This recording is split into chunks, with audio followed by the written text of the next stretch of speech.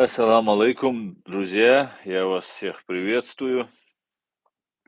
Я вас всех приветствую, друзья. Так, сегодня 29 марта 2024, извиняюсь, года, 15 часов 21 минута по Берлину и 16 часов 21 минута по городу Джохар, друзья. Я вас всех сердечно приветствую снова на канале в YouTube Reality и на канале TikTok Аслан Арцуев.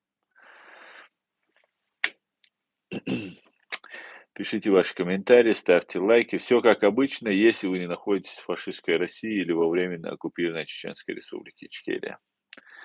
Все как обычно, друзья.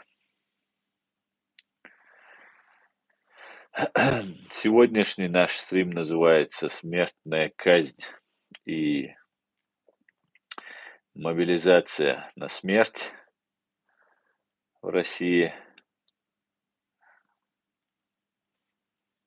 Давайте об этом и обо всем другом поговорим. Домитиев, витаю вас, витаю,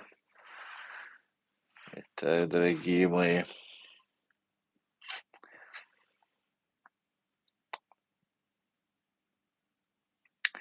Валейк салам. Маш Вовель, Шамсат Вовель, сенсей Маш. Здравствуйте, Леонид. Всех я вас, друзья, приветствую.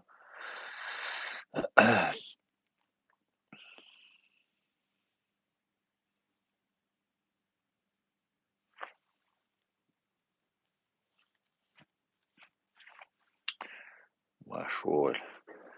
Друзья, вчера я там получил по Фейсбуку одно видео, где якобы сидят двое людей, которые якобы за Украину, у них украинские флаги. Я скриншот закидывал, не стал выкладывать само видео, положил скриншот, ну, у себя в разделе сообщества. Потом что-то подумал, думаю, зачем я их буду рекламировать, то, что они говорят, что они типа, они не говорят, что они стоят за тем, кто это сделал в Крокус-Сити, вот за этим терактом, но они их типа поддерживают, якобы одобряют. А, Поэтому нам это не нужно, мы это не одобряем, мы не можем это одобрить. Тем более, если это одобрение от нас ждет ФСБ и ГРУ, то нам это тем более не нужно. Поэтому я подумал и удалил вот этот свой скриншот, который был, видео я не стал выкладывать. Ну, видно, что это левые какие-то пассажиры, которые, я так полагаю, не имеют никакого отношения к украинским.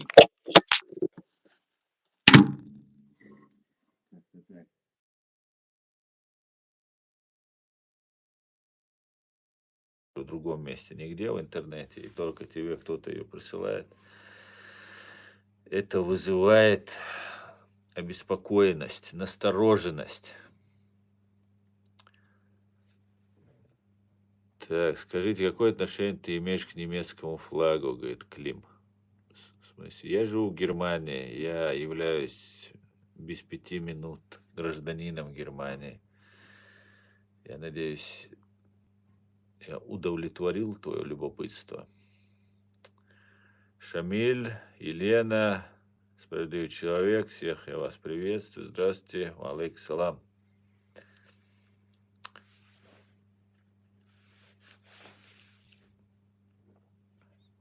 Так,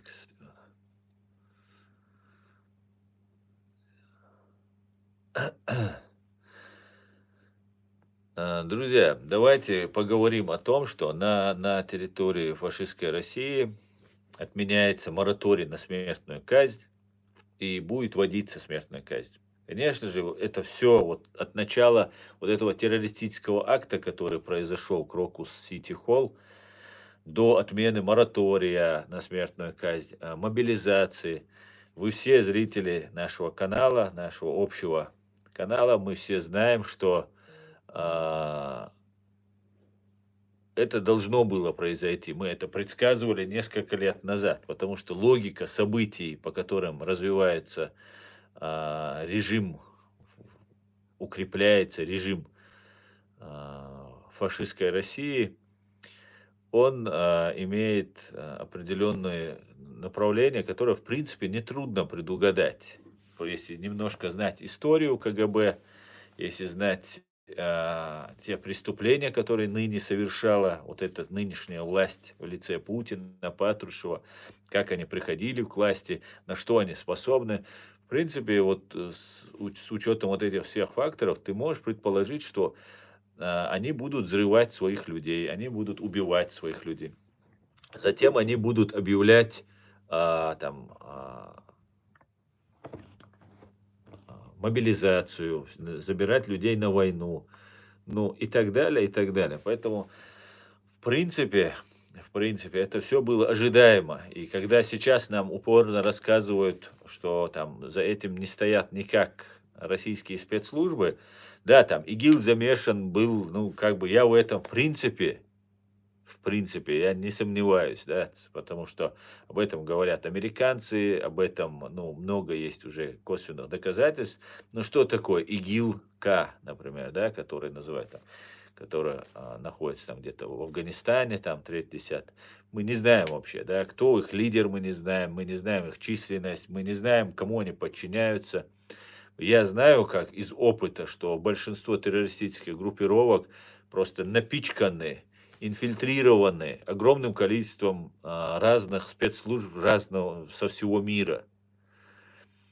То, что за созданием самого ИГИЛ, то есть особо радикальной формы террористов, прикрывающиеся исламом, которые абсолютно не имеют никакого отношения к исламу, я против того, чтобы их называли даже, хоть они там Аллах Акбар кричат и так далее. Ведь Аллах Акбар кричат христиане-арабы, тоже говорят Аллах Акбар. Это на арабском языке, слава Богу, ничего, ни больше, ни меньше. Поэтому как в том понимании, в котором мы, чеченцы, исповедуем ислам, или большая часть людей исповедует ислам, это люди никакого не имеют. Убивать мирное в месяц, не в Рамадан, вообще в любое время, убивать мирных людей, безоружных людей, строго-настрого в Коране это запрещено. Если это запрещено в Коране, кто-то делает то, что запрещено в Коране, то, наверное, как минимум, этот человек не следует тому, что написано в Коране, и он, наверное, не разделяет позиции и взгляды того, что написано в Коране. Убивать женщин, убивать детей, убивать безоружных, убивать в месяц Рамадан, войны останавливались. Даже того, кого можно убивать, то есть комбатанта реального противника вооруженного, его даже люди останавливали, войны прекращали в месяц Рамадан. Тут люди, которые непонятно какой религии придерживаются. Да, ну, короче, такая вот очень ситуация, когда нам пытаются рассказать, что там за этим не стоят российские спецслужбы. За этим я абсолютно убежден, что российские спецслужбы ввели вот эту группу. Они им дали выйти, дали, во-первых, зайти, дали совершить это преступление. Затем, может быть, я так полагаю, они были не одни, там были и с другой стороны, потому что тут разные свидетели рассказывают, что здесь была стрельба, и там наверху он разрыв гранаты услышал человек, взрыв произошел. Если эти четверо были тут, то кто там бросал гранату, интересно, да? Потом тот пожар, который они устроили. Да, если хорошенько, правильно проинструктировать людей, то они, конечно, могут быстренько зайти и сделать, ну, то, что вам нужно сделать, там, шаг за шагом все это, слово в слово повторить, что им сказали, и там действия исполнить ровно, как им указали. Но как-то слишком много таких вещей, которые раньше мы не замечали. Всего лишь 4 человека, всего лишь 4 человека. Столько убитых. Ну да, 40 человек, в принципе, погибло от пулевых ранений, и там за 100 человек отравились угарным газом, там третье, десятое обгорели и так далее. С этим тоже это может быть связано. Но ну зачем дали выйти? Всего лишь 4 человека. Мы видим, это не суперспецназовцы, если это были они. А, ну, вот такие вот вещи, которые, ну, не укладываются в голове. И мы самое главное, мы давно говорили о том, что Россия будет совершать террористические акты. Россия только это и умеет. Россия не умеет производить самолеты, она не умеет производить вертолеты, корабли, она не умеет создавать социальные блага для людей. Ни компьютеры, ни машины, ни технику. Россия ничего не умеет. Только лишь взрывать и проводить террористические акты. Вот с этим нужно согласиться, что террористическое учреждение ФСБ, КГБ СССР на протяжении всей своей истории обучало всех там арабских террористов, каких-нибудь там других террористов, таких корейских, китайских, кубинских, мексиканских, всех этих террористов всегда обучала Россия проводить террористические акты, взрывать, убивать, там, и так далее, и так далее, и так далее. И если они только это и умеют, вот что производит, например, да, там, Украина, например, может, там, зерно производит, там, я не знаю, Китай производит какую-нибудь другую продукцию, Америка производит, там, компьютеры, Россия производит терроризм, это страна-террорист, это фашистская, русистская, особой человека ненавистнической идеологией государство-террорист, которое полностью управляется, контролируется террористическим учреждением КГБ СССР, ныне ФСБ называется это учреждение. И они только это умеют, только лишь это они умеют. Поэтому не нужно быть провидцем, чтобы понять, что когда им будет очень тяжело, они начнут проводить то, что они умеют в жизни. Сперва они это делают под чужим флагом, игилами прикрываются, там разными другими третьими прикрываются. Затем, когда все уже становится уже очень тяжело, когда уже маски все сброшены, а мы, чеченцы, вам, миру, и сейчас некоторые не до конца могут верить, то, что мы говорим, чеченцы, но мы 30 лет говорим, что террористическое вот это учреждение воссоздает новую третью империю советско-большевистского, советско-фашистского типа, и они являются как имперцами, так и террористами. И нам не верят, потому что те же террористы, вот это ФСБ, КГБ, нас обвиняют в том, что мы террористы. Потому что, когда мы их разоблачаем и говорим, кто они такие, лучшее, что они могут сделать, сказать, сам дурак. И вот они на нас это все говорят. Ну, так как нас мало чеченцев, мы не обладаем такими хитрыми или такими лживыми манипуляциями, возможностями, которые они используют. И, как мы знаем, пока правда одевает брюки, ложь успевает там сделать 3 круга вокруг земли.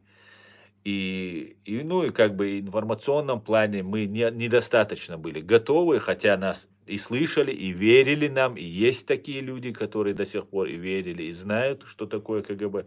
Но по большей части нам как бы не верили, нам говорили, ну вы сами террористы и так далее. Так вот, мы видели это рыло, мурло этого террора, мы видели, чеченцы, и вам кричали, наш Джахар Дудаев вам кричал, наш Авторханов, наш профессор, вам кричал, все наши другие лидеры кричали, Аят Идигов вам ныне здравствующий, проживающий во Франции, сопредседатель Президиума Чеченской Республики Ичкерия. Он об этом писал, кричал, говорил. Мы все об этом говорим, кричим, ну, вот это мурло ГБшное, вот это рыло людоеда, оно до конца вам не было открыто. Вот сейчас оно открывается. И оно очень страшное, друзья. На самом деле вы должны понимать, что это не просто так вот мы тут говорим, что какая-то такая не очень опасная система, которая и так далее. Если бы она была бы не очень опасной, мы сами бы с ней справились бы. Даже при вашей помощи, потому что весь мир помогали вот этому Мурлу, вот этому учреждению КГБ уничтожать нас, чеченцев. Вы все помогали, все до единого. Там нету из вас, кто там не помогал. Но ситуация, конечно, слава богу, изменилась, слава богу, люди увидели. Да, это как говорится, слишком много пришлось заплатить за это, за то, чтобы весь мир осознал. Даже сейчас есть кто еще не верит, понимаете? Даже сейчас есть люди тут в Европе, хотя, ну куда уже сейчас уже, ну, не видеть это все. Даже сейчас попадается. Поэтому будем пытаться и до этих людей доносить, а кто не понимает, ну, уже, наверное, это только пособники, только откровенные пособники могут быть, не полезные идиоты, а откровенные пособники, которые должны, конечно же, ответить за все и вся, как говорится, вместе с фашистской русней. И сейчас ожидаются террористические акты, отмена моратория на смертную казнь. Они сейчас об этом говорят. Если мы будем об этом говорить, они, может быть, отложат это немножко, потому что, когда мы понимаем, что они хотят сделать, они всегда творчески подходят к своим вот этим террористическим действиям и всегда, ну, скажем так, мы имеем дело не просто с опасным, с циничным, жестоким, ну, еще не глупым. Не будем делать слишком большой комплимент, но не глупым, скажем, далеко не глупым, скажем так, врагом мы имеем дело, который имеет очень много в арсенале у себя способов, как нас обмануть, как нас победить и так далее, и так далее. И вот я подумал, я вначале думал изначально, что достаточно просто Путину одним росчерком пера отменить мораторий на смертную казнь, и все, и смертная казнь восстанавливается, и людей массово просто расстреливают на законных основаниях, что вот, да, это шпион, это враг России, враг там чего-то там туда-сюда, и все, и мы их расстреливаем. Но дело в том, что Путин был бы не Путиным, если бы он везде не подстраховывался, всегда не брал на себя ответственность. Даже вот вы, заведя в эту ситуацию, он еще не идет ва-банк, понимаете? Вот как обычно бывает, например, если там одно преступление совершил, второе преступление совершил человек, да, и он уже понимает, что все знают, да, он как-то выкручивается, где-то там лжет, прикрывается, там что-то делает, но все понимают, что это он сделал. И в таком случае он говорит: да ладно, гори он синим пламенем, все беру на себя, буду мужиком, пойду до конца там. Нет, это не случай с Путиным. Путин это не тот мужчина, который готов брать ответственность на себя и идти до конца. Ну, он сейчас, они пытаются под видом изменения Конституции, то есть это сделал не Путин, отмена моратория на смертную казнь, а это сделал Конституционный суд, то есть по решению высшего, высшего судебной инстанции, по просьбе, как положено, трудящихся, они сами попросили, а Путин, ну он же не виноват, что все хотят, чтобы шпионов расстреливали. Вот нужно расстреливать шпионов, короче говоря. Вот такая вот система разворачивается на России. И как мы видим, мораторий на смертную казнь уже будет отменен. И будут массовые расстрелы. Более того, мобилизация продолжается с 1 апреля завтрашнего дня, послезавтрашнего дня. Да, послезавтра у нас будет 1 апреля. Это весенний призыв. Весенний призыв. Срочники все будут забреваться. Будут забреваться мигранты, которых тоже, кстати говоря, из-за того, что мы начали говорить, мы смогли предупредить мигрантов, мы смогли немножко остудить пыл вот этой оккупационной вражеской власти, которая хотела там устраивать массовые репрессии против мигрантов. Некоторые мигранты покидают Россию, некоторые просто попрятались, некоторые загребли, есть тех, кого загребли. И мы должны всем, и кто говорит по-русски, многие мигранты не говорят по-русски, кто нас услышит, должны среди мигрантов распространять информацию о том, что они имеют право не идти на эту войну, понимаете? Они имеют право не быть забранными на эту войну. Они имеют право отказаться. И вы должны им четко, строго-настрого сказать: ни в коем случае не подписывать вообще никакие документы. Вообще, особенно если ты не говоришь на русском языке, вам нужен обязательно в соответствии с законом, с Конституцией переводчик. Поэтому вы ни в коем случае ничего не подписывайте, чтобы вас потом не забрали на войну. Это так. А так, в принципе, конечно же, нужно всем выходить, отстаивать свои права. Сейчас не делиться на русских, не русских, приезжих, не приезжих. Вас всех будут расстреливать. Причем расстреливать россиян будут больше, чем мигрантов. Мигрантов максимум депортируют или же отправят на войну.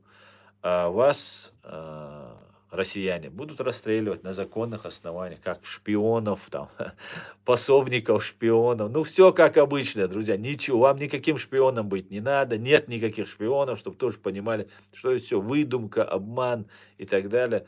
Ну, будут расстреливать. Будут расстреливать, да.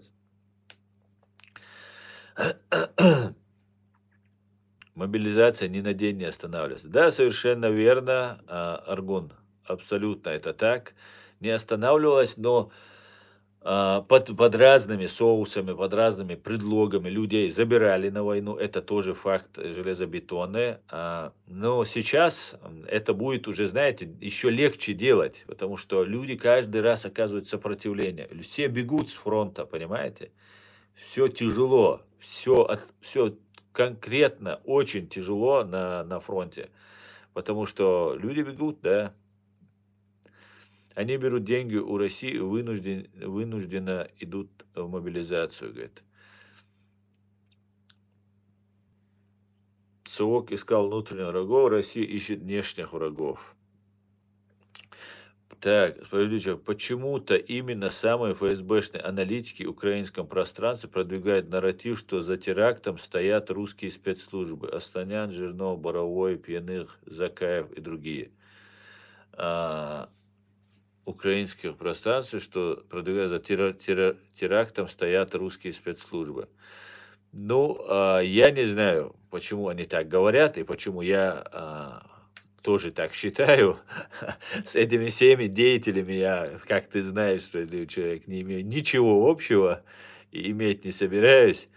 Но мне кажется, что не просто так вот эти теракты произошли на России, и что там за ними стоят российские спецслужбы. Мне так кажется. Сашко Білий, буliще украинцы, яки воевали за свободу и волю Ичкерии. Так, ассаламу алейкум, алейкум салам, Аргун, я только сейчас увидел твой этот салам.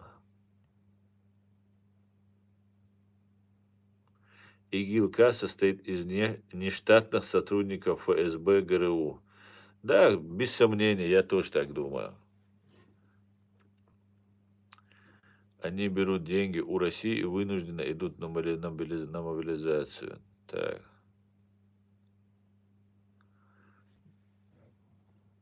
Иди выспись, дедуля, говорит Асирян. Да, кстати говоря, я не выспался, нужно признаться. Я не выспался. И не кушал, кстати говоря. Как и положено. Так, друзья, ну, смотрите, давайте... Тут нам снова пожаловали эти деятели. Интересные, конечно, деятели у нас тут орудуют.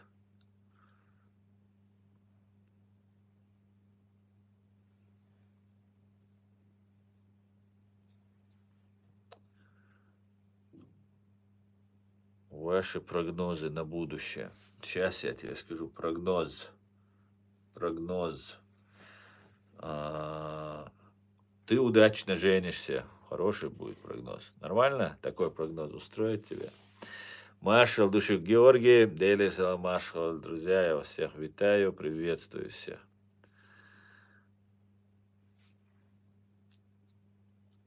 Ну, смотрите, да, если по-серьезному говорить, по-серьезному говорить про прогнозы, то, например, Туск, польский политик, президент, или президент, он, кажется, у него, да, он там меняется они постами часто.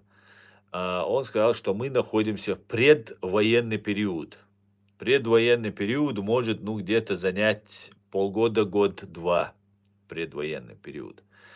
Это говорит о том, что после этого они уже все в 100%, и наши немцы, и поляки, и все другие абсолютно убеждены, что столкновение с фашистской российской армией неизбежно. Соответственно, если столкновение неизбежно, эта российская армия должна набрать себе мобилизацию. Мы должны понимать, что готовятся не только тут, но и там, потому что они будут нападать.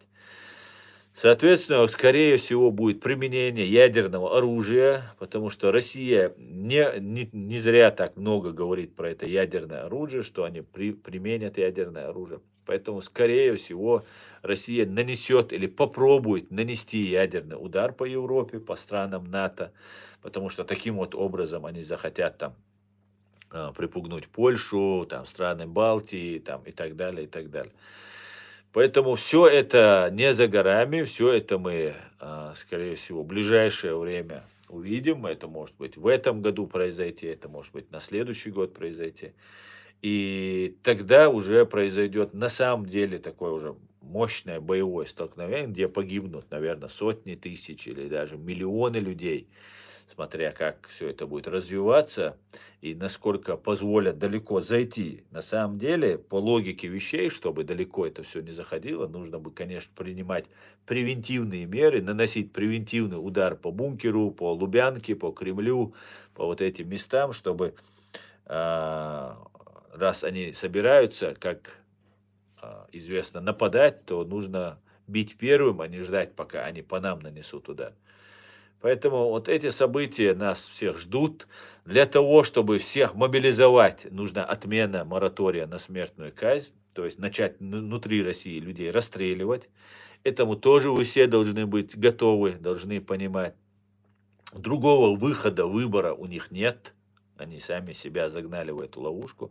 И единственное, что можно быть спасение, это если россияне, русские встанут, как русские, большинство нация, объединятся и встанут просто. Ну, на протяжении вот этих многих лет, что здесь в Европе работает так называемая русская оппозиция, ни они не организовались, потому что везде симулякры и настоящих русских оппозиционеров, людей, которые думают о своем народе, о своем государстве. Этих людей всегда маргинализируют, там, отодвигают в сторону и так далее, и так далее. И за все это время здесь, в Европе, не собрался, не образовался костяк русской настоящей оппозиции, которой бы в России люди верили бы. Потому что находиться в России они могут только в подполье, их убивают, и если в Европе они находятся, то они должны быть люди, заслуживающие уважения. Такие люди есть. Есть. Один из них вот голосом является. Это Александр Сотник, Саша Сотник, который очень много давным-давно предсказывает, видит развитие событий, анализирует очень хорошо, предсказывает. В этом смысле он предсказывает, потому что очень умеет хорошо анализировать информацию, которая есть. Потому что информация есть у многих, но мало кто умеет ее правильно ею пользоваться. Есть другие русские люди, которые здесь, в Европе, находятся, которые могли бы объединить этих людей, которые должны как-то мобилизоваться, потому что вас всех вот через год буквально, вот этот сегодняшний наш разговор, или даже через меньше года, может быть, чуть больше через года, больше, чем года, мы все будем понимать, что мы уже все находимся в таком этапе, где мы уже ничего не можем поделать, и нужно идти воевать против Польши, Европы, НАТО и так далее, и так далее. А это смерть, понимаете? Вот уже когда вы уже все вышли на эту тропу, это уже смерть, уже туда никуда не денешься. Вам дрон прилетит, вам там Хаймарс прилетит, там еще есть супер-супер современное оружие, которое еще не испытывали и будут в этой войне на русских испытывать. Понимаете? Вот к чему все это идет. Если кто-то думает, я вчера там на чеченском языке в стриме рассказывал. Вот смотрите, нас создал Бог, правильно? И создателем нашим является всего, всей этой земли, всего живого на этой земле и неживого является Господь Бог. Для верующих людей это так. В этой жизни, в этой нашей среде, нашем социуме есть новое создание виртуального мира. Так вот, этим создателем этого виртуального мира являются Соединенные Штаты Америки. То есть не только Соединенные Штаты, они главные в этом, кто создал это все. Они являются создателями вот этой виртуальной, цифровой жизни нашей, является западная цивилизация. То, что сегодня творит и что в руках западной цивилизации, ни у одной цивилизации, ни у одного народа, как у американского сегодня, или там всего западного вот этого народа в целом взять, таких возможностей, таких ресурсов не было. Если кто-то думает, в КГБ там сидит, там в ГРУ сидит, который где-то там на местечковом уровне, у него там Стечкин, там гранатомет, автомат, он там располагает какой-то информацией, и там есть 100 или 1000 готовых сражаться, хорошо обученных бойцов. Если они думают, что это сила, это абсолютно не сила, понимаете? Все это уже в прошлом. Мы живем уже в новой формации. Мир переступил уже в новую формацию. Кстати говоря, Шамиль Басаев об этом говорил 25 лет назад, что мир переходит в эту новую формацию. Мы сейчас живем в этой формации, и если у кого-то не хватает мозгов все это понять, это сугубо его личные проблемы, понимаете? Если кто-то думает, что какая-то группа там отморозков из там ЧВК «Вагнер» или там ЧВК «Кадыровцы» или там еще каких-нибудь там ЧВК «З», «Шторм З» там и так далее, что они что-то решают, они ничего не решают, понимаете? Те даже, кто ставит им задачи, они ничего не решают. Аналитические разные группы, которые есть на России, они ничего не решают, потому что благодаря вот этому интернету о нас знают все. Вот этот интернет, этот Google, YouTube, просто смартфон, который у нас в кармане, знает, сколько раз мы кушаем, знает, сколько мы делаем вдохов и выдохов, знает, сколько раз у нас портится на дню настроение. Наши предпочтения в еде, там, в отношениях с людьми, там, в бизнесе, в деньгах и приоритеты. То, что мы пытаемся скрыть от окружающих, даже от своих близких. Все об этом знает наш смартфон, тот, кто нами занимается. Соответственно, вот эта система, которая вырабатывается благодаря этому интернету, этому смартфону, в котором мы уже оказались в этом мире, мы уже ничего не можем с ним делать. Причем американцы даже не могут это все контролировать. Это абсолютно уже выходящие за рамки возможности контроля одной там какой-то группы. Да, влиять могут на определенные группы, там, третье, десятое, но в целом мир изменился. Мы живем уже в новой формации, понимаете? А, м, Нас можно, нас можно предугадывать. Понимаете, вот если изучать человека, сколько раз он кушает, сколько раз он спит, сколько часов спит, какие у него привычки, о чем он говорит дома с женой, с детьми, на работе, с родителями, все, если изучать, можно почти со стопроцентной гарантией предсказать, что человек сделает завтра, что он сделает через неделю, что он сделает через месяц. Искусственный интеллект, который изучает нас от и до, начиная там от гороскопа нашего, там, имени, там, условий нашего быта, социума, вот это все дает возможность предугадывать, на что способен этот человек, куда он может пойти. Точно так же все эти аналитики, которые вокруг Путина, которые вокруг там, я не знаю, других людей, третье, это все уже отслеживается.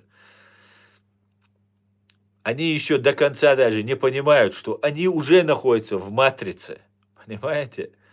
Поэтому победить цивилизацию, против которой выступает Путин, КГБ, которые живут прошлым веком, это невозможно. Невозможно. Понимаете? Победить цивилизацию варвары не побеждают. Варвары могут разрушить цивилизацию. ну, победить и заменить ее своей цивилизацией они не могут. Они сами погибнут, но они могут нанести вред и вплоть до разрушения. Нынешнюю цивилизацию, да, мир можно уничтожить, да, можно атомными бомбами просто в одно место заложить 1000 атомных бомб, одновременно всех взорвать там же у себя на России, и вместе со всей Россией, чтобы был грипп, чтобы были тяжелые времена, чтобы людям кушать нечего было, люди вымирали, третье, десятое там и так далее, уничтожить там, я не знаю, 90% популяции, например, человеческой можно. Всех все равно не уничтожишь, люди найдут способы, как выжить, где спрятаться, как питаться, там еще что-то делать. Всех все равно не уничтожишь.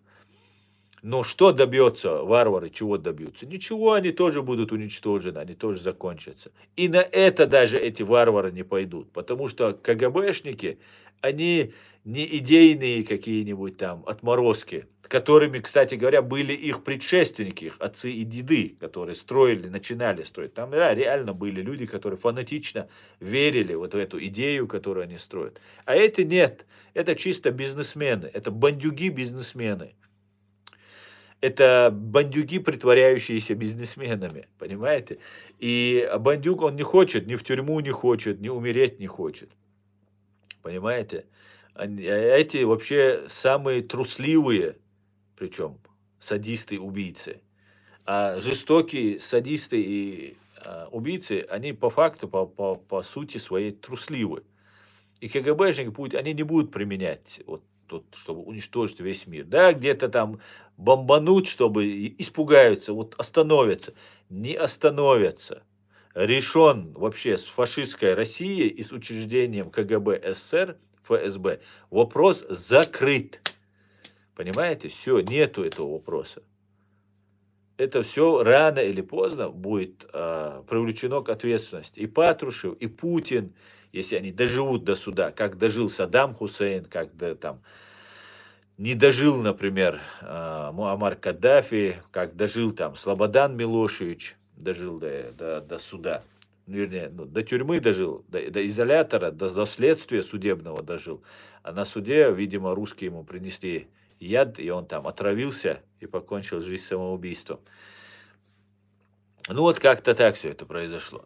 Поэтому шансов нет, друзья. Ядерной войны никогда не будет. Ну, не знаю, будет она или не будет. Я допускаю, что она будет все-таки. Я допускаю, что она будет. Знаете, очень трудно, мне кажется, будет нам ее избежать. Я даже больше склонен, что она будет, чем не будет. Я думаю, Россия будет наказана так, КГБ будет наказана так, навеки вечные, чтобы все запомнили, чтобы Хиросима и Нагасаки показались детскими шалостями. Вот так будет, мне кажется, наказано. Вы даже не знаете, я же не зря говорю, вот вся наша цивилизация, она перешла в цифровой формат. Создателями вот этой нашей цивилизации, вот этой цифровой цивилизации, являются англосаксы, американцы в первую очередь.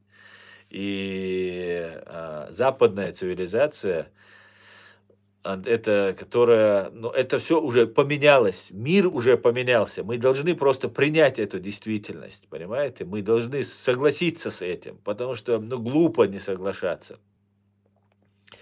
Потому что, ну, невозможно сейчас отказаться от интернетов, от всего этого. Уже человечество уже не может без этого существовать. Вы либо находитесь в каменном веке, там, в каком-нибудь средневековье, либо вы идете семимильными шагами вперед, где за вас все делают роботы, где у вас болезни лечатся, что люди живут там по 120-150 лет, социально обеспеченные, ну и так далее, и так далее, и так далее. Ведь медицина, какая будет предстоящая медицина, она же не будет, как сейчас вы приходите к врачу, вот вы заболели, вот я прихожу, там вы приходите с одним и тем же диагнозом, с одной и той же болезнью, но с разными хроническими заболеваниями, исторически и там генетически разными заболеваниями, и нам с вами дают одну и ту же таблетку, и мы от нее лечимся. Нет, вам она может помочь, а мне она может, наоборот, навредить в случае каких-то других моих там болезней. Поэтому индивидуально каждому человеку будут находить по его ДНК, по его 1000 лет его развитию, истории его рода, его генетического кода. Будут смотреть, компьютер сам будет выбирать. Уже к этому все уже подошло, уже в этой области уже проведены очень супер крутые эксперименты, которые удивляют просто. У мышей, на которых проводились такие эксперименты, возвращалось зрение от старости, упавшее зрение у мышей. Волосы на теле мышей, которые уже белые, тутенники, они снова становились здоровыми, омолаживались и так далее, и так далее. Фактически обратный процесс происходил омолаживания мышей. И над людьми тоже сейчас эти эксперименты проводятся, и это в этом смысле это очень может изменить и медицину, и наши отношения. Робот, компьютер сам будет, искусственный интеллект будет каждый подбирать, забивать ваше ДНК, брать слюну, вашу кровь, смотреть, и вот на 1000 лет, что было с вами именно, и именно что вам нужно будет, вам даваться лекарство, вам будет искаться подход, и смотреть, что у вас может, где у вас следующий может произойти сбой там, не дай бог, рак там чего-то, там еще какая-нибудь тяжелая болезнь. Кстати говоря, сейчас уже фактически рак, большая часть это рака, если она, конечно, уже не в последней стадии, уже опять же есть успехи при помощи вот этих современных технологий, которые уже и с раком уже дела, борьба уже практически будет выиграна. Понимаете? Поэтому либо вы живете в каменном веке, в средневековье, живете по 40 лет, там, по 50 лет, причем не очень качественно, либо вы живете по 120, по 150 лет, где есть интернет, где есть роботы, где есть беспроводные разные коммуникации, есть автопилоты на машинах, ну, все, которое вот мы все это видим, это все будет развиваться. Через 10 лет, через 20 лет мир будет другой. Понимаете? Мир будет другой. И то, что сейчас делает Россия, создает какую-то архаическую какую-то монархию пытается создать, которая там от Лиссабона до Владивостока, это утопия, это невозможно. Это невозможно. Да, можно создать кризис, можно создать войну, убивать людей, третье, десятое, но рано или поздно все это будет перемолото современной англо-американской западной цивилизации, и все это будет выплюнуто на обочину истории. И что мы должны делать, кто вот находимся в лапах фашистской России? Вот о чем мы должны думать. Вот о чем должен думать.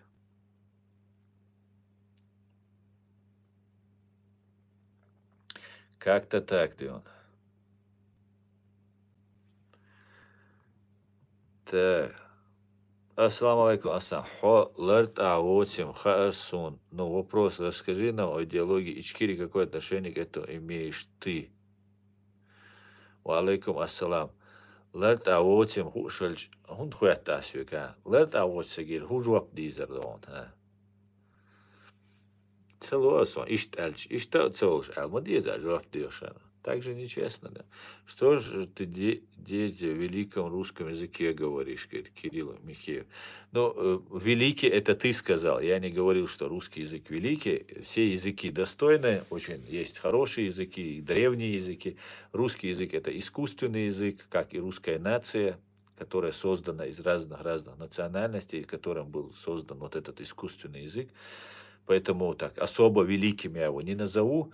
Но язык, да, имеет много, сильно распространенный, поэтому я для того, чтобы мои украинские друзья, американские, немецкие, все остальные, кто не говорит на чеченском, могли понять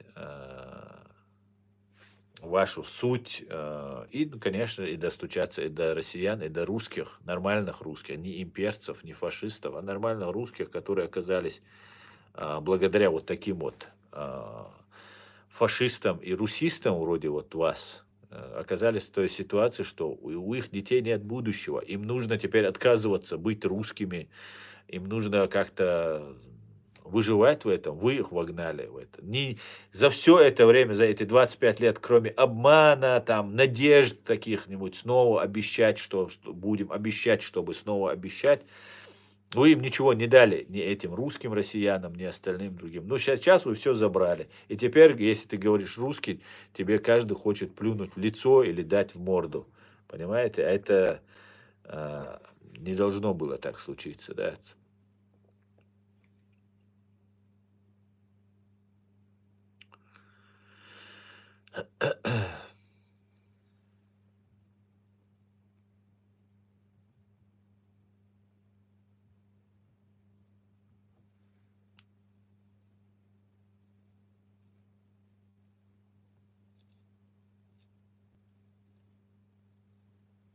Говорит, мы евреи, говорит, а он ичкириец, и таких, как нас, не пустят.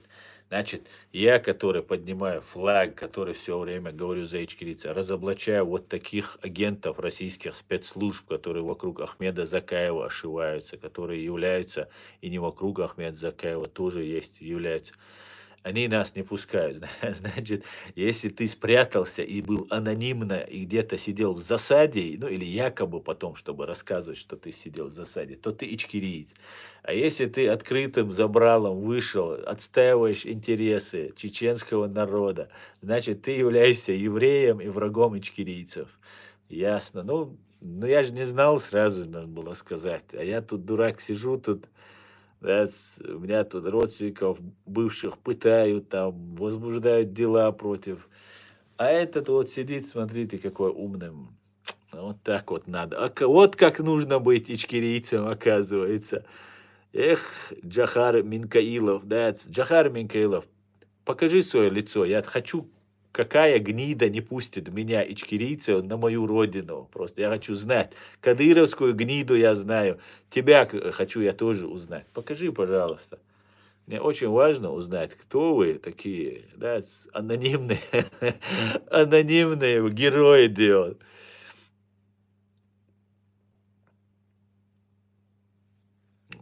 Мне плевать, какой ты гражданин Швейцарии. Ты никакой не ичкериец. Ты трус, который спрятался и ничего не делаешь, понимаешь? Зашел ко мне и мне что-то хочешь сказать. Ты недостоин быть на моем стриме, понимаешь? У тебя нету этого достоинства, да, чтобы я мог вещать для тебя, да. Убирайся вон, да. Это я его не пущу в Ичкерию, бо чеченский сенет. Мы, граждан Ичкерии, не можем не пустить. Мы должны соблюдать закон, чеченский сионист. Но вот они нам показывают их сущность. Это никто и никак этих людей не называет. Они ничего не делают для Ичкерии, они не делают ничего для чеченского народа. Но они считают своим долгом где-то зайти и вас дискредитировать, вас оскорбить, вас задеть. Ну, это никто, чтобы это мог говорить и делать. Да.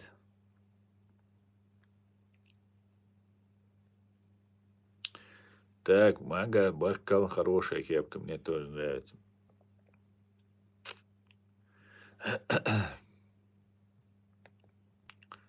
Слава Украине, героям слава. Ассаламу алейкум. Как ты опишешь сегодняшнее состояние лезгинского народа и твое отношение к ним, брат? Ва алейкум ассалам, Алискер. Лезгинам ко всем я отношусь очень хорошо. А какое состояние, если честно, я особо не знаю, какое состояние, у кого там какое состояние. Было бы хорошо, если бы лезгины сами говорили об этом. Асан, как ты относишься к ингушам? Я к ингушам отношусь как к чеченцам. Американский, так, ислам, понятно. Ага, никто сидит на фоне чужого флага и говорит на чужом.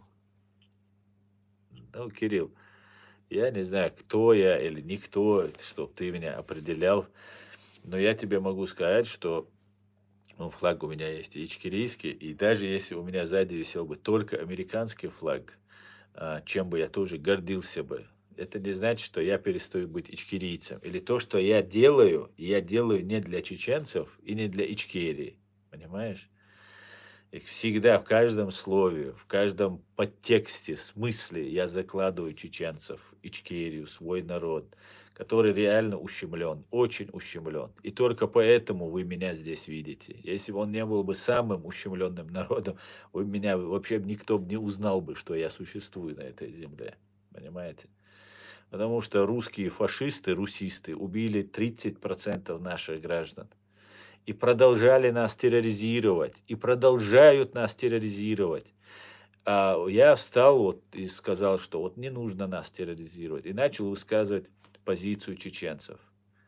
Понимаешь, когда это практически никто уже не делал. Понимаешь? И никто не верил, когда я это делал. Понимаешь, что когда я это начинал, что мне говорили, да уже все, даже самые именитые наши разные деятели до сих пор не показывают себя, потому что пока почему-то не показывают себя. Поэтому, увы и ах, да. Боже, храни Америку. Амин, амин. Боже, храни Америку. Я вам скажу, я чеченцам это всегда говорю, мы должны научиться уважать Америку, чеченцы. Мы должны научиться понимать Америку. Мы должны научиться с ней взаимодействовать. Это государство, это цивилизация, которая очень много дала миру, дает на сегодняшний день миру. И мы, чеченцы, можем очень многому научиться и взять у Америки. Америка нас никогда не бомбила. Она разделяет такие же взгляды, как и у нас, у чеченцев. Понимаете, свобода, честь, мужество, достоинство. Это все не пустой звук в Америке, у американцев. Понимаете, мы всегда противостояли фашистской России, которая была абсолютно противным вот всем вот этим терминам и всем вот этим принципам, которые только что я перечислил. Мы не видели ничего в нем, в этой России, в ней, ничего не видели, то, что вот есть в нас. Это все есть в Америке. Нам предлагают там дружить там, с Турцией, там, с другими, с третьими. Я согласен дружить со всеми. Но ориентироваться я предлагаю чеченцам. Навязать я никому ничего не могу. Я не могу чеченцам указывать, что им делать. Каждый чеченец генерал, каждый чеченец герой. И мы сами, каждый из нас. И мне никто не укажет. Никто, вот эти мои годы, что я сижу здесь, доказали, что никто в этой земле не сможет мне указать что-либо сделать. Как и я не смогу чеченцам указать. Но я могу им подсказать, как человек абсолютно не заинтересованный, не работающий ни на Америку, не получающий от них ничего, только свое мнение, только свое видение ситуации. И я вижу, что чеченцы понимают, что я их не обманываю, я им предлагаю лучшее, что только может быть. Потому что, да, Турция мощное государство, у нее хорошая армия, там, 3-я, 10-я. Это была хорошая империя, и сейчас у них есть очень эти имперские амбиции, сильные. Отлично, пусть будут, мы дружим. Турецкий народ нам очень помог. Я лично благодарен турецкому. Любому человеку, слово сказавшего в защиту моего народа в трудное время, я безмерно благодарен этим людям. Не говоря уже, сколько денег турки собирали, простые люди собирали, сколько нам помогали. Слово в трудную минуту, оно дорогого стоит. Оно бесценно. Просто слово сказано. Но и Турция, и эта Германия, и все стремятся быть дружны с Америкой. Поэтому я чеченцам предлагаю, давайте не через Турцию, не через Азербайджан, не через Германию, а напрямую с американцами. Давайте искать с ними механизм взаимодействия. Им мы нужны. Я знаю, что если американцам мы не нужны, они тоже на нас не обратят внимания. Таков мир, такая жизнь. Таков суровый геополитический мир. Наш Кавказ, как писал Абдурахман Автарханов, является воротами между Европой и Азией. И мы, чеченцы, там и важную роль играем. Это наша земля, мы самые древние, мы самые-самые древние на этой земле. И мы ни с кем не воевали, мы не хотим ни с кем, ни с грузинами. Там у нас есть иудаизм, там у нас есть христианство, там есть ислам. Мы всегда взаимодействуем. Никогда религиозных войн у нас на Кавказе не было. И вот я предлагаю, чтобы американцы, там у нас моря есть, которым американцам нужны, у нас флота нет. Ну, давайте пригласим американцев, возьмем от них технологии, финансы, возможности, дадим им наши полезные ископаемые, в конце концов, дадим нашу силу воли, духа. Я предлагаю чеченцам создать супер будущее для себя, для своих детей. И я думаю, чеченцы меня слышат, и это очень мешает. Вот этот флаг мешает, вот этот флаг. Как он мешает, как о нем говорят днем и ночью. Полезные идиоты об этом говорят. И враги, понятно, всех подбивают. Да он там, Господи, благослови Америку, сказал. Да я буду это днем и ночью говорить. Понимаете? Днем и ночью, чтобы Америка, она была благословенна. Если она будет благословенна и обратит внимание на мой народ, поможет моему постгеноцидному народу, мне больше ничего от этой Америки не нужно. Просто если она скажет, ну все, мы включаем в свои стратегические планы этот бедный многострадальный чеченский народ, который умеет быть благодарным, который умеет быть очень верным и благодарным. И я хочу, чтобы для чеченцев открылись все двери в этом мире, чтобы у них был паспорт, который открывал им все границы на этой земле. Понимаете? И это ничего нового я от себя не придумаю. Это все планы нашего президента Джохара Дудаева, его соратников и всех остальных. Это очень выгодно для чеченцев. Я хочу чеченцы, чтобы стали самыми проамериканскими на Кавказе, да в мире. Понимаете? Вот чего я хочу для чеченцев. И мы к этому придем. Да, Алмулла, мы уже пришли к этому. Я уже убежден. Еще, конечно, механизм не запущен, как я бы хотел бы. Потому что политика, это все это так сложно. Был один человек, пришел на его место другой. Ситуация изменилась. Плюс наши враги русские, они просто умрут от ненависти, если это произойдет. Они сделают все, чтобы этого не произошло. Как сейчас они бьются вот за Украину, за Киев. Для них это жизненно важно. Поэтому чуть-чуть с нас фокус внимания смещен, и мы можем пока еще взаимодействовать с американцами. У американцев доверие к русским вообще ноль. Война, все. Но это может измениться. Сейчас что угодно может в мире произойти. Русские не оставляют попыток. Сил у их спецслужб еще достаточно. Но я надеюсь, что мы сможем побороть вот эту пропаганду, вот исламистскую пропаганду, которую нам навязывают. Потом турецкие спецслужбы тоже навязывают. Причем турецкие спецслужбы делают это так, чтобы не было подозрительно, что чеченцев отгоняют там от Америки, там, отвращают от Америки именно, что это делают турецкие спецслужбы, понимаете? Потому что им тоже как бы неохота ссориться с американцами, сказать, а американцы скажут, слышь, ты что творишь тут? Оставь людей в покое, короче. Это им не нужно, понимаете? Потом появляются разные полезные товарищи, которые считают, что мы должны быть с Турцией. Мы не должны быть ни с кем, мы должны быть сами с собой, чеченцы. Мы должны быть сами за себя. Вот что мы должны сделать. Это все, что нам нужно. А самое лучшее – это связь, дружба с великой Америкой. Как-то так, друзья. Я надеюсь, я вдохновил несколько чеченцев для того, чтобы мы стали еще больше дружить. Еще больше дружить, Леон, с Америкой.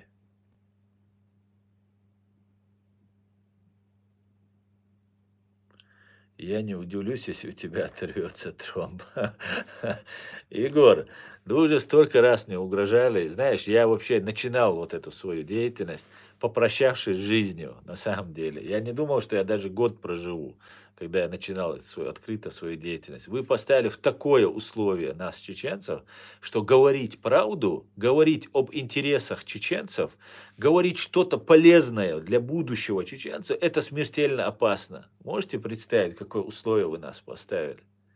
Понимаете?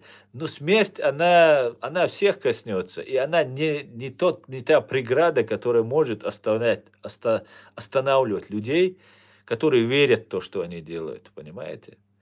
Поэтому не знаю, сколько мне суждено прожить, оторвется ли тромб, или я проживу еще счастливые 50 лет, не знаю я. Но я знаю одно, что я плюю на ваши угрозы. Я плюю на вас, на ваше ФСБ, на вашего Путина, которого я мечтаю, чтобы был замочен в сортире, как он хотел нас мочить в сортире, обзывая нас террористами, взорвав свои же дома. Понимаешь?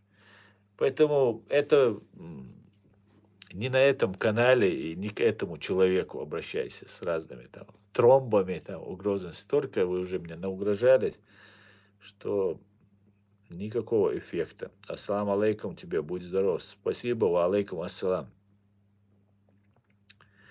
Ассаламу алейкум, Саваш. Согаск, Шанюк, Ашухун. Я смотрел только сейчас твою вчерашнюю запись, да.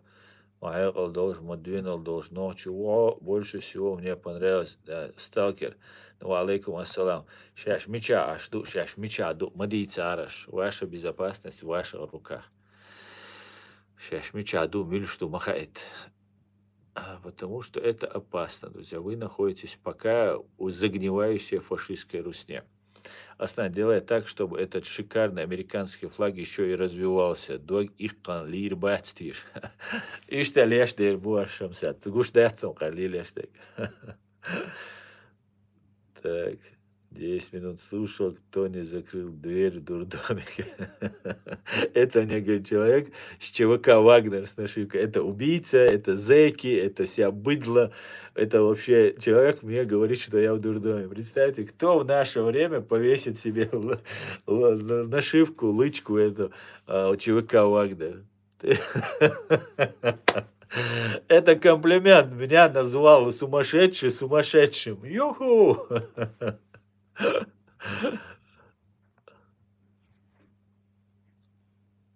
Будешь ты жить, брат, вместе со своей семьей долго и счастливо. Дай, мула, дай Бог, дай Бог. Я планирую вообще-то. Мы этот американский флаг повесим рядом с ичкерийским. Да, мула, чеченским. Сионист. А если найдут вас в ФСБ, что потом будете делать? Ну, я думаю, когда найдут, и они, и я, мы узнаем, что мы будем делать. Поверьте мне. Я думаю, что это будет не так весело, как им хотелось бы, если они меня найдут. Вообще-то я не прячусь, чтобы меня искали, тоже, кстати говоря. Я абсолютно спокойно перемещаюсь, живу. Весь мой адрес, они мне тут в ТикТок вон писали, мой адрес мне писали. Я не прячусь, и я не вижу смысла заниматься. То есть мне говорили, мы можем тебе поменять документы, сделать пластическую операцию, перевести в другую страну. Мне это все предлагали. Я сказал, что я это даже рассматривать не буду. Если бы я не делал бы то, что я делаю, я бы жил бы себе в Москве, у меня была отличная работа, которую я любил, которая приносила мне доход хороший. И поэтому нет, прятаться это не в нашем случае, понимаешь?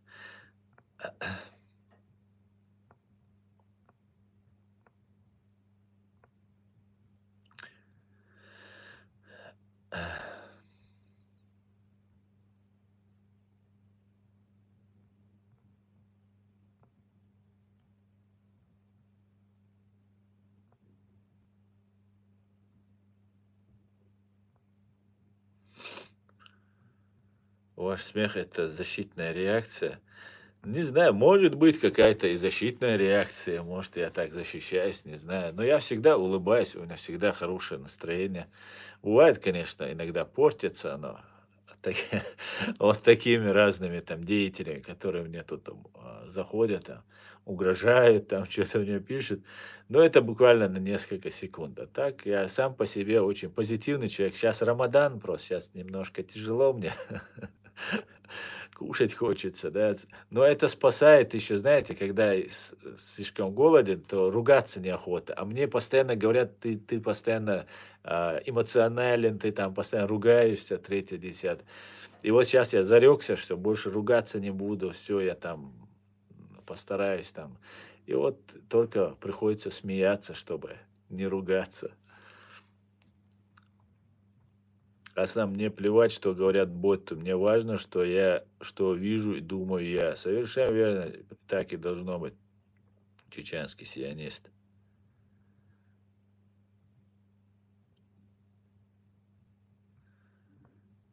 Так, вместе за Америку топить будете. Не понял. Слава Русне. Привет из Украины. Салам. Привет, привет, Украина. Витаю вас. Добрый день из Запорожья. Ирина, добрый день. Витаю вас, Запорожье. Всех я вас витаю, друзья.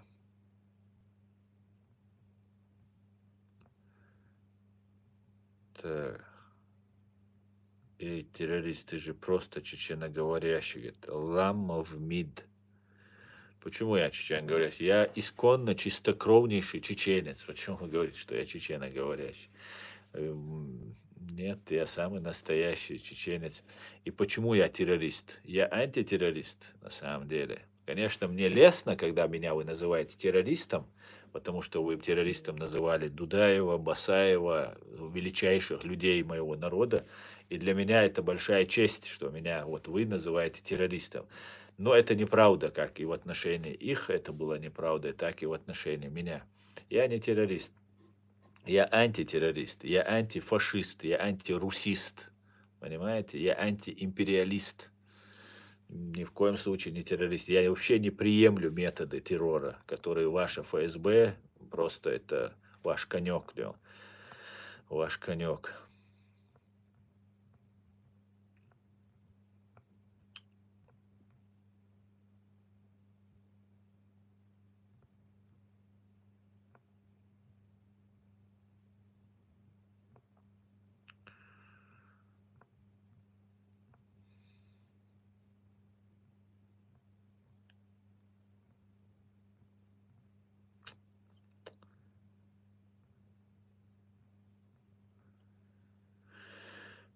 Салам алейкум, алейкум ассалам.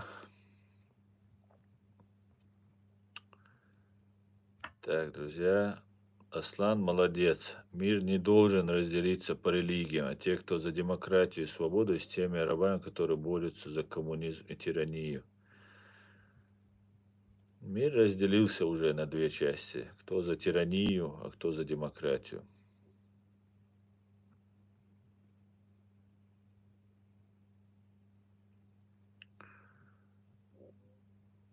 Так. Ви просто красавчик, говорит Айрон. Дуже дякую. Дуже дякую. Кто-то мне говорит.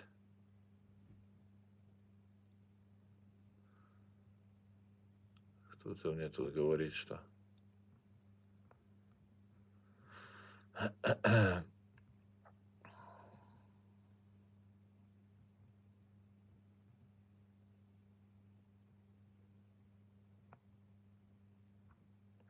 Ну ладно, короче, пропустим.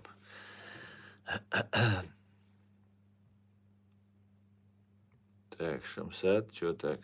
Ищи себе спутника жизни в другом месте, здесь тебе не светит.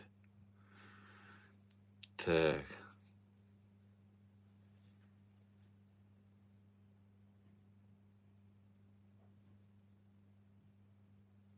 Как ты относишься к Израилю?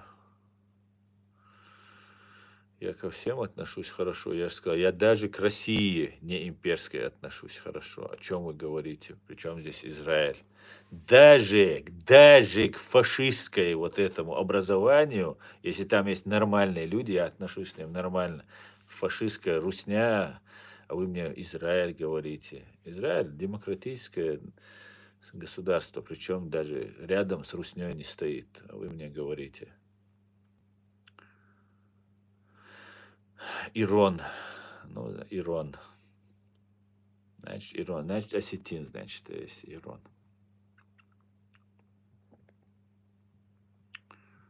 Слава ЗСУ. Героям слава. Украина понад усе. Да, Шамсад, совершенно верно.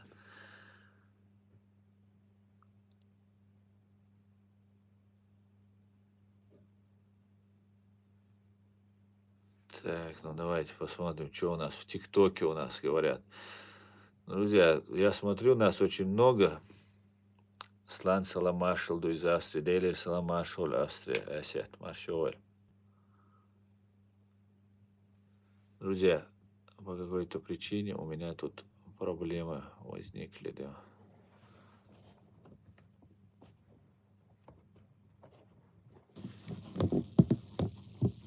Зарядкой проблемы у нас возникли, друзья. Наверное, нужно будет в ТикТоке прервать наш стрим, переходить в YouTube, потому что у нас тут какой-то у меня сбой идет.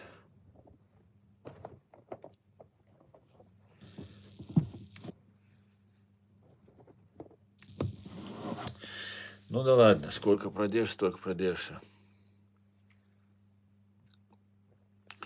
А как вы думаете, задержанные вражки это те, кто стрелял, или это вообще невиновные мигранты, которых пытают? Парабалимовы. Я думаю, я не знаю на самом деле, стреляли они или нет. Я не хочу, когда люди еще по решению суда не признаны виновными, обвинять их в этом. Я знаю, что российские спецслужбы проводят теракты, где чаще всего используют вот таких людей, козлов отпущения, на которых взваливаются. Либо они принимают непосредственное участие, но не главное, либо же они вообще не принимают участие. Поэтому я не могу сказать, виновны эти ребята или нет. Я знаю, что то, что над ними сейчас вытворяет российская вот эта система садизма, ФСБшная вот эта система, она, конечно же, говорит о том, что эти люди могут быть абсолютно непричастны, абсолютно невиновны. Также была информация, что их там накачали какими-то наркотиками, какими-то препаратами, и они не чувствовали страха там и такое. Это тоже возможно. ФСБ использует разные методы, абсолютно разные методы для того, чтобы заставить людей совершать вот эти разные преступления. Ведь, знаете, когда Игорь Кочнев, главарь банды УФСБ во временно оккупированной Чеченской республики Ичкерия, нет, Игорь Хвостиков был, до Кочнева был Игорь Кочнев, Игорь Хвостиков был. Этот человек убил много чеченцев, занимался террором, собирал их документы, отправлял своих российских вояк с чеченскими паспортами в ИГИЛ разные, вот этот Игорь Хвостиков. Затем, когда вот это массовое убийство произошло, и ОБСЕ возбудило дело, проверку по факту вот этого случая, произошло то, что Игоря Хвостикова перевели в Татарстан. Как только его перевели в Татарстан, буквально через какое-то время, буквально недели прошли, в Татарстане объявился какой-то сумасшедший, которому Бог сказал убивать людей. Он пошел там в ПТУ, где-то в училище, и там людей расстреливал, потом его задержали.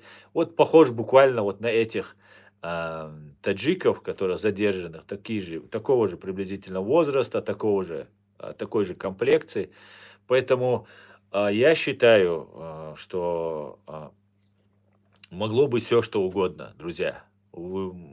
Задействовать, вклинить туда они могут кого угодно. Ну, кого угодно, конечно, нет. Найти исполнителей они могут. Они могут найти. Поэтому пока я не буду их обвинять, но то, что над ними творит российская армия, это говорит очень хорошо российские вот спецслужбы. Это очень хорошо характеризует русских, Россию, вот эти все системы. И поэтому все заткнитесь, которые там, что-то там ты на русских сказал, что-то там на Россию ты сказал, ты там это, третье, десятое.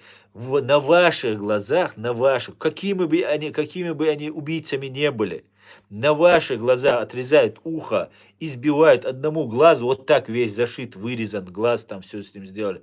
Абсолютно неадеквате людей привозят на суд. О чем вы говорите, русские? У вас нет страны, у вас нет правосудия, у вас нет судебной системы, у вас нет спецслужб. Вы живете в бандитском государстве. Любой, кто защищает Россию, нынешнюю, сегодняшнюю Россию. И раньше, конечно, вы просто многие не верили, и вам скидка за то, что, ладно, вы могли не верить, могли обманываться. Мы вам, чеченцы, говорили, ваше мурло этих ваших спецслужб, ваше рыло, свиное рыло ваших спецслужб, мы, чеченцы, увидели во всей красе, если так можно выразиться, и кричали всему миру, что это за мурло и что это за рыло такое. Понимаете? Вы нам не верили до конца, вы нам не верили. Теперь же, когда вы просто берете, ну, пускай они убийцы будут, кем бы они ни были, вы не можете так делать, если вы государство, вы не незаконное вооруженное формирование, вы бандформирование. Вы не состоявшееся государство, вы бандиты, вы террористы, понимаете? И сидеть, утверждать, что я террорист, мне тут писать, еще кого-то обзывать. У вас нет морального права. Русские, вы не можете говорить, что у вас есть государство. Не может государство вот так вытворять, и все общество молчит. Все до единого общества молчит. Пускай они убийцы, я их абсолютно не оправдываю. Дайте им пожизненного. Или если вот сейчас мораторий вам отменят, я думаю, их расстреляют. Дайте, расстреляйте, ну, хотя бы соблюдите, хотя бы видимость формальности. А то, что вы не возмущаете, русские, вот россияне, не возмущаетесь, это говорит о том, что вы все знали, что у вас это происходит. И это для вас не шок. Это говорит о том, что когда мы, чеченцы, вам кричали, что у вашей власти, у ваших спецслужб вот это мурло, вот это страшное, уродливое вот это лицо, вы знали это, вы делали вид, что вы не верите, понимаете? Вы знали, когда они взрывали ваших женщин, детей, спящих в своих домах. Ваша армия, якобы кавказские, там, дагестанские, российские армейцы, оказались гнилью, фигней из-под ногтей. Когда их женщин, детей взорвали в Буйнакске спящих, ни один дагестанский воин, там, воюющий в российских вооруженных силах, не возмутился. Пошли топить чеченцев в крови вместе со всеми, взвалив все это на чеченцев. Хотя вы знали, что это сделали ваши спецслужбы. Потому что в Рязани с поличным были задержаны ФСБшники, которые заносили мешки в подвал. Понимаете? Вы вообще не имеете права говорить о нравственности, о морали. Вы не имеете права говорить ни о чем в обществе, нормальном человеческом обществе, уважаемом человеческом социуме можно говорить. У вас этого нет, этого права, понимаете? Вы либо трусливые крысы, страусы, которые спрятали голову в песок, либо вы какие-то люди, которые отстаивают права. Вы определитесь, понимаете? Потому что когда у вас творят вот это, вы молчите. Понимаете? Над вами творят, вы молчите. Вот какие вот ужасные вещи у вас происходят. А вы мне тут, я террорист, я не террорист. Вы бедолаги просто, вы не знаете, куда вы влезли, понимаете? Вы будете крайними русскими, понимаете? Вы сейчас проголосовали 87% за русских. Ваша вся оппозиция здесь, в Европе, которая живет, она призывала идти на эти выборы. Представьте, это же обман самый настоящий. Когда ваши Ходорковские, Навальнята говорят, что идите, постойте, вот здесь в Европе постойте, в 12 часов ровно в обед выйдете, ну главное покажите, что есть активность избирательная. А больше ничего и не нужно. Путин лично поблагодарил вас всех, которые здесь в Европе находятся. Сказал, главное была активность, главное пришли. Понимаете? Главное, вот пришли, все отлично. Вот и все. А кто как проголосовал, это уже в ЦИК Панфилова там любые цифры нарисует. Главное, активность вы показали. Вы все соучастники русские. Вот ваша оппозиция, которая здесь живет, вы, которые из этой оппозиции поддакиваете. Понимаете? Вы все соучастники всего. И вас ждет, у меня для вас очень плохой прогноз, русские. Пока, если вы сейчас не мобилизуетесь, не соберетесь, не свергнете, ценой жизни, погибая, конечно, по-другому вы не свергнете. Уже так далеко все запущено. Понимаете? Вы будете за все отвечать. У меня, для вас, русских, отвратительный прогноз. Очень плохой прогноз. Вас ждет ужасы просто, вас ждет смерть, вас ждут тюрьмы, вас ждет нищета, вас ждет забвение, понимаете? Ваша культура, ваши книги, все будет запрещено, уже запрещено. И это на десятилетия не будет больше русской культуры, искусственной русской культуры. Понимаете? У немцев, у нацистов, которые здесь тогда вот эту идею протолкнули, была настоящая история с фундаментом, тысячелетняя, реальная немецкая история. И этот нацистский вот этот период они пережили, выплюнули, да, осудили, доказали, и до сих пор не признают ни Гитлера и так далее, и так далее. У вас, у русских этого нет. Ваша история, она закончится, как ее только запретят. Понимаете? Вот после ее просто не существует, настоящей истории нет, у вас ничего нет. Вы будете таджиками, татарами, украинцами, там, белорусами, кем угодно, других национальностей. Вот к чему вы пришли. А вы там террорист, там то-то, третье. Вы террорист, ваша страна террорист, ваши спецслужбы террорист. Здравствуйте, как вы видите Россию через 5 лет? Я не вижу Россию через 5 лет, Серафима. Я ее не вижу, нету такого образования. Не вижу. Она будет разделена. Или это будет продолжаться через 5 лет в кровавых битвах, все это будет продолжаться. Может, еще 20 лет это будет продолжаться.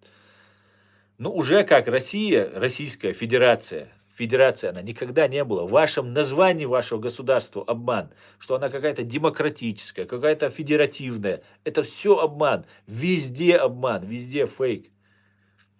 Будет уничтожено все. Будет распри, кровь будет, распри будут. И я хочу, чтобы мой народ, чеченцы, не участвовал в этом во всем. Я хочу вытянуть чеченцев из всего этого. Тех, кого кадыровцами, ЧВК кадыровцы, там есть еще другие там военные, ГРУ, там еще ФСБшники, 3-й, 10-й. Я хочу, чтобы эти оттуда вышли, мы минимально пострадали в этом все. Хотя по всей видимости, вашим учреждениям КГБ для нас уготована особая роль, которых кадыровцев будут в огонь посылать, и наш народ вы постараетесь уничтожить максимально, если у вас получится. Но у вас, да, мула, ничего не получится. Да, мула, да, мула.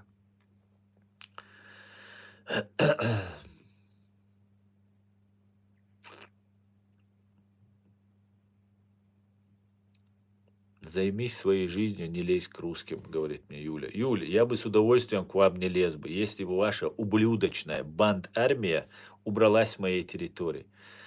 Ведь я только словами к вам лезу, а ваша ублюдочная банд-армия, убив 30% моих граждан, находится на территории моей страны. Почему вы не убираете свою банд-армию с моей страны? Скажите мне. Уберите оттуда свою банд-армию. Я согласен. Не упоминать вас вообще никогда. Понимаете? Ну, только когда преступников ваших мы будем разыскивать и приводить приговор исполнения, решения приговора суда исполнения.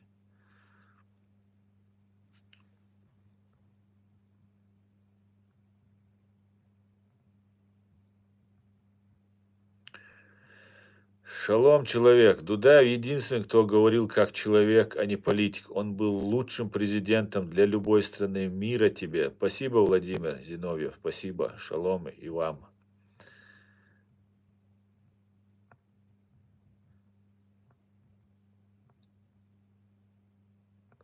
Так.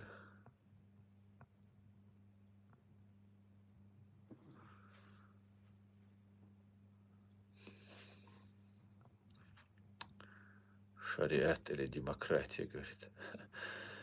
Я не понимаю, вот ваши вот эти тупые вопросы. Что такое шариат, ты мне объясни, что такое демократия? Мое государство, Чеченская республика Ичкерия, это демократическое, правовое государство. Понимаешь? Что такое ты вкладываешь в шариат? Я мусульманин. Шариат, в моем понимании, это жить по Божьим законам. Это не убивай, не воруй, не коррупционируй, не грабь, там, не ври и все остальное. И я за это. Ну, есть в душе то, что мы должны настраивать наши отношения с Богом, внутренним миром, а есть государство, которое регулирует наши отношения. Как мы избираем президента, как мы сосуществуем с соседями. Так вот, у нас есть правовое демократическое государство. Понимаешь? И никто его не поменяет там. Вы можете называть там шариаты, халифаты, там, чего вы там придумаете.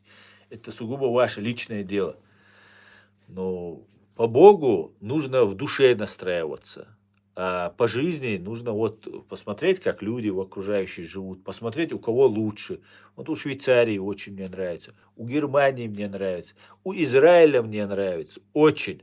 Я хочу взять, например, от каждой страны лучшее что-то взять, я хочу объединить и сделать, чтобы моя страна была самой лучшей. Каждый ведь стремится, чтобы его страна была лучшей. Правильно? Плюс есть особенности. У чеченцев свои особенности, у немцев свои, у евреев свои. Мы должны учитывать все эти особенности. Как-то так, да. Чечня – это государство. Конечно, Чеченская республика Ичкерия – это суверенное, независимое, демократическое, правовое государство, временно оккупированное, несостоявшееся фашистской Российской Федерацией. Понимаешь? Вот тебе точная правовая, юридическая оценка тому, что произошло. Конечно, мое государство, оно есть. И если его кто-то оккупировал, это не значит, что мы с этим смирились. Понимаете? Так не бывает. У вас жил человек в доме, вам ворвался бандит, убил вас треть ваших членов семьи, а вы сделали вид, что ну ладно, нормально, ну убили, ну поживем с соседом с этим. Потом он еще раз надумает, еще раз убьет и так далее. Нет, так это не работает. Это с чеченцами не работает, это с русскими работает, а с чеченцами это не работает. Это вы это схаваете, россияне, русские. Мы это не схаваем. И если вы думаете, что вы, утопив в крови, сейчас замолчали, вот своей пропаганда, информация, когда весь мир вам помогал, весь мир делал вид, что чеченцев не убивают. А те, кто говорил, говорили, ну ладно, это исламисты, ну ладно, это какие-нибудь каратисты там и так далее. Чтобы нас не так жалко было, понимаете? Так вот, если какой-то период вам удалось заткнуть чеченцев, просто из-за того, что у них просто крови много во рту было, они не могли разговаривать, мы не могли говорить. Понимаете? Или вы наших женщин, детей убивали за то, что мы говорим. Вот я сейчас говорю, моих родственников, бывших, пытали, сейчас угрожают и так далее. Меня пытают. Только за то, что говорю. Представьте. Вот это и есть ваша сущность, а я плюю на вас, на вашу сущность, понимаете? И всем чеченцам говорю, давайте все вместе как плюнем, чтобы они утонули в наших слюнях. Понимаете? Вечно вы нас держать в страхе, и что мы будем молчать, так не будет. Чеченцы будут 20 лет, 30 лет, 50 лет находиться как в замороженном состоянии, ждать своего момента. Вы нас еще даже не поняли, кто мы такие. Понимаете? Это вы, когда у вас замочат кого-то, выходите, выпили, сели там, папироску покурили, поплакали соседу, и все, и на этом ваше горе закончилось. А у нас только начинается, когда вы нас убиваете. Наш родственник с детства, с молоком матери, он впитывает, как он будет возмещать убитого члена своей семьи. Это никогда не закончится. Понимаете? Никогда чеченцы не смирятся. 4 века вы нас истребляете. Почти под ноль мы снова восстанавливаемся и продолжаем. Понимаете? Наша культура создана так, что вы нас не можете победить. Когда вы говорите здравия желаю, здоровья желаете, когда арабы говорят мира, ассалам алейкум, мира желают, чеченцы говорят, я желаю тебе свободы. Маш войло, маш гойло. Понимаете, наша культура замкнулась на том, чтобы не покориться. Вот такая особенность у нас. Понимаете? Мы сделали так, что даже если вы убиваете нас, даже если мы вынуждены согласиться идти в вашу армию, мы остаемся свободными чеченцами, потому что свобода и наша, она всегда над всем остальным. И эти кадыровцы, которые служат ваших, кадыровцы, мудыровцы, там разные другие есть фамилии, они остаются чеченцами. И они будут прощены нашим народом, если на них нет крови чеченского народа. И вы это знаете, что они остаются чеченцами. Дудаев оставался, будучи генералом, чеченцем оставался. И вы это видели и фиксировали за ним. В мемуарах уж пишете, ваши разные генералы про них, мы же это читаем. Как пример того, что когда на часть воинскую к Дудаеву приехали какие-то там большие чиновники там с Москвы, и генерал какой-то попросил Дудаева сказать, где там уборную пройти.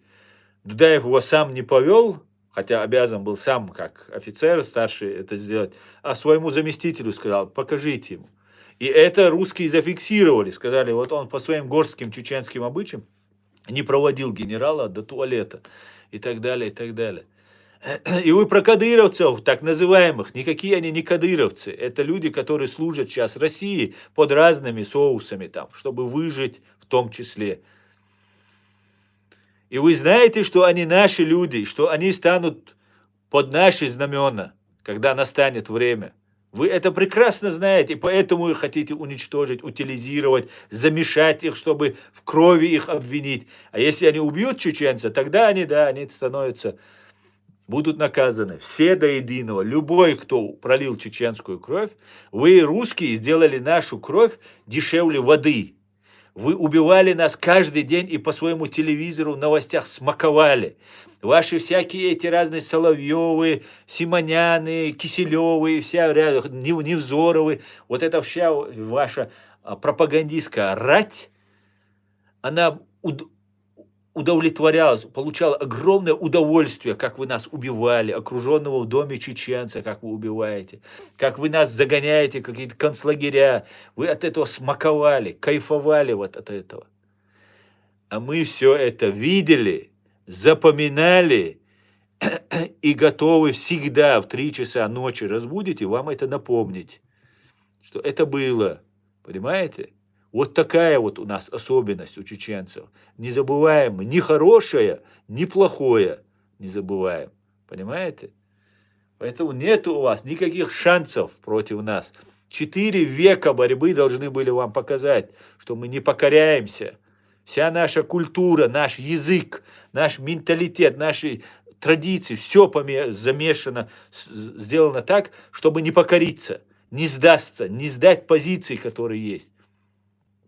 Даже, опять же, одевая вашу форму. Даже в таком случае. А многие не одевают вашу форму. Заметьте. Многие бегут с этой страны. Живут в нищете, но не одевают вашу форму.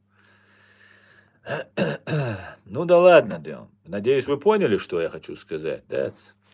Нас сейчас смотрят почти 3200 человек. Друзья, распространяйте ссылку. В YouTube нас смотрит. И 93 человека смотрят в TikTok. TikTok у нас уже батарейка садится, я думаю, не скоро, недолго еще осталось нам TikTok. Ну, уже 1,5 часа в эфире, друзья. Наверное, уже можно закругляться. Еще немножко с вами посижу и закруглюсь.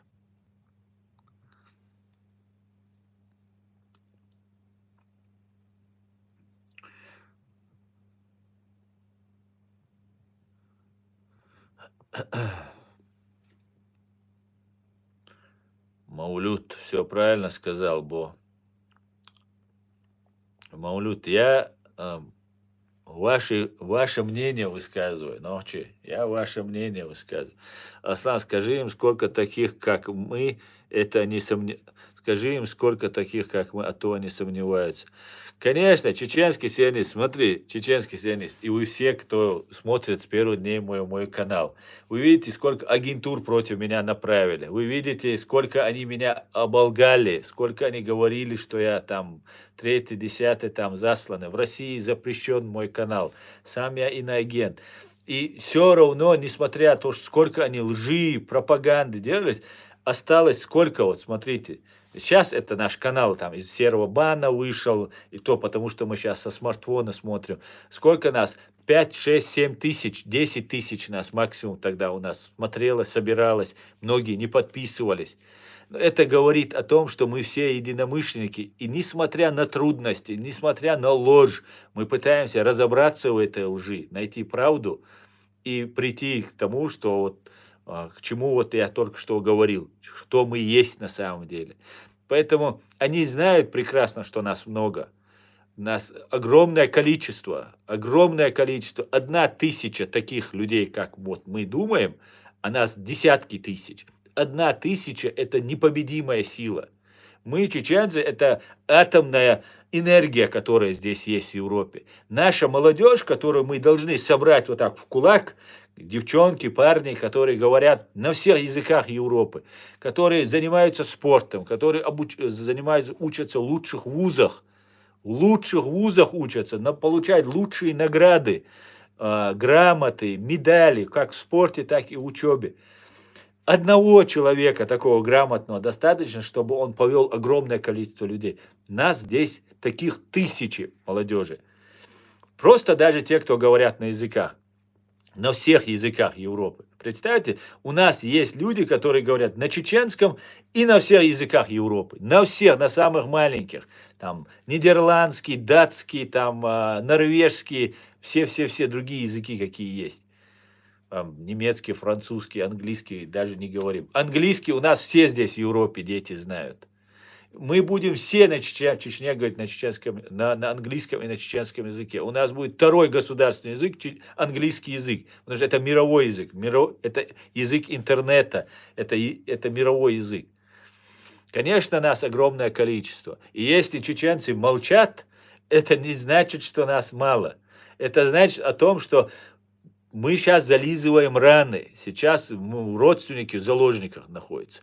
Мне повезло, мои родители здесь в Европе живут. Мои близкие, самые родные люди уже давно жили здесь в Европе. У многих живут родители дома. Близкие родственники живут дома, которых будут убивать, будут пытать и так далее. Поэтому нас, конечно, очень много. Конечно. Дякую, как всегда, хороший стрим. Не за что.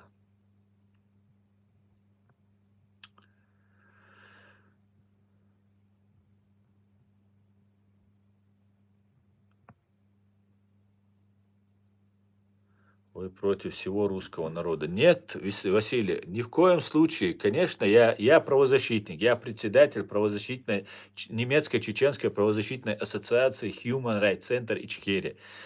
Я никогда не испытывал ни к одной национальности там в целом плохо относился и хорошо.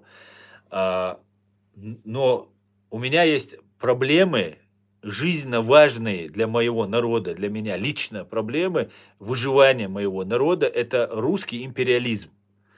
Вот ваше желание захватить мою страну и покорить нас, это стоит нам выживания, это стоит нам нищеты, это стоит нам голода, холода, болезней, тюрем. Вот это все нам стоит. Поэтому я не могу быть никогда за русизм. Я определил, как любой чеченец, я всегда ищу основную причину. Да, как говорил Козьма Прутков, зрю в корень. И вот корень зла для чеченцев – это русский империализм. Русский империализм – это культура русского человека, часть культуры русского человека, которую искусственно так как уже на протяжении веков этот русский империализм, русская империя вкладывался. Сперва это была царская русская империя, потом под видом коммунистов это была то же самое русская империя, потом сейчас демократия под видом демократии, то же самое русская империя.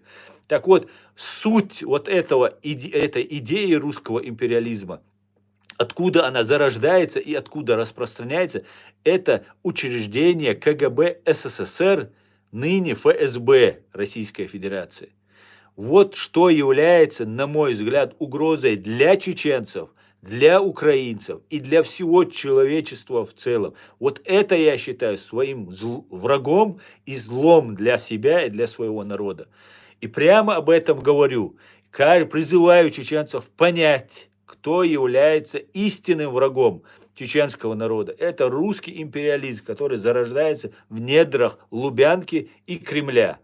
Ну и русский народ, конечно же, с удовольствием подхватывает эту идею, потому что денег им не дает никто ничего, но зато она греет душу. С детства им внушали, что русские, они великие там и так далее. И на своем фантомном Олимпе они сидят и ощущают о своем величии. Социальную помощь, там какие-то поддержки, деньги, там нефть, ничего им КГБ дать не может, потому что это им все нужно самим. Они могут дать им вот эту сказку про великую русскую империю, за которую им нужно погибать.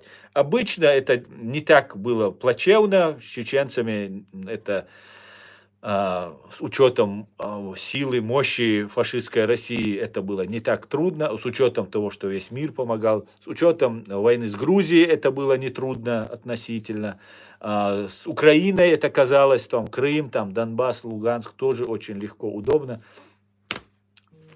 Ну, увы и ах.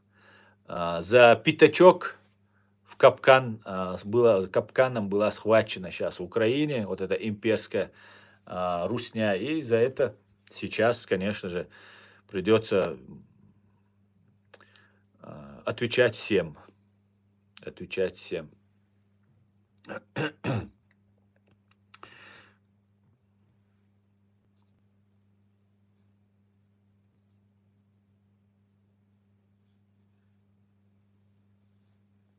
Так, друзья, я думаю, пора уже.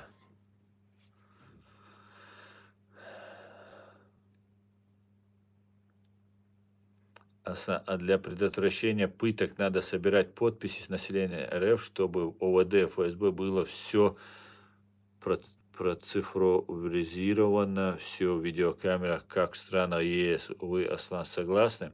Нет, я с этим не согласен, потому что, ну, во-первых, собирать, смотрите, этап разговоров против власти где-то в 2011-2012 году закончился, когда в последний раз Навальный, Яшин, Собчак слили все эти митинги, и фактически все, уже последний этап был, когда можно было просто встать, как украинцы стали в 2014 году, вот русские могли вот так встать, все, закончилось.